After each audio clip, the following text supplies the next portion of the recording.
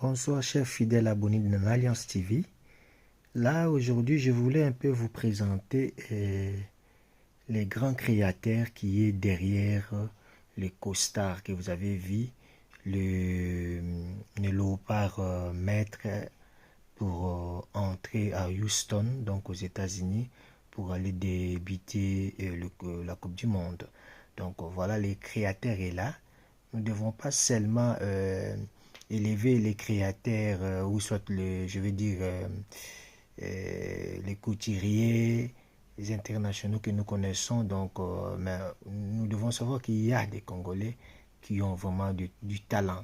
Voilà, il est là, il explique comment est-ce que l'inspiration lui est arrivée pour faire ce qu'il a fait. Je vous laisse suivre, c'est parti. C'est une broche simple qui reprend le léopard qui court devant un ballon, pas derrière un ballon. C'est un peu comme si c'était un joueur qui va droit au but avec un ballon. Lui, c'est Alvin Junior Mack, et c'est le styliste qui est derrière la fameuse tenue qu'ont portée les joueurs de l'équipe de la République démocratique du Congo quand ils sont arrivés aux États-Unis pour jouer le mondial. Moi, l'inspiration, c'était vraiment parce que le léopard au Congo, c'est quelque chose qui est vraiment ancré. C'est un symbole si vous partez dans des villages, dans plusieurs ethnies.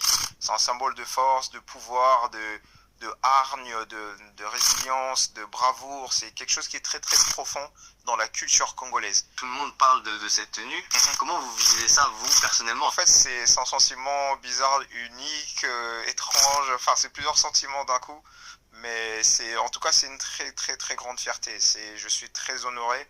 Pour moi, ce qui me touche le plus, c'est la reconnaissance de la culture congolaise différemment. Ces dernières années, on parle du Congo, mais on parle plus de la guerre, on parle plus de la maladie Ebola, on parle plus des choses négatives.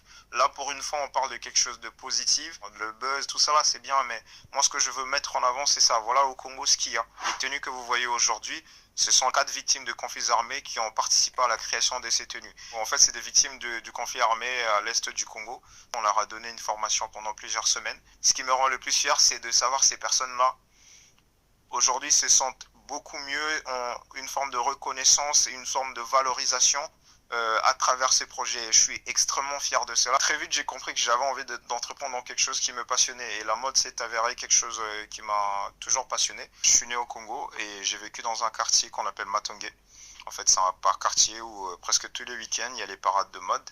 C'est une expérience qui m'a beaucoup marqué parce que c'est des personnes qui n'ont pas grand-chose et c'est quelque chose qui m'a toujours marqué, cet état d'esprit de se battre pour se faire plaisir juste pour les vêtements. Moi, j'ai un parcours autodidacte, j'ai jamais travaillé dans les bureaux de mode, j'ai jamais appris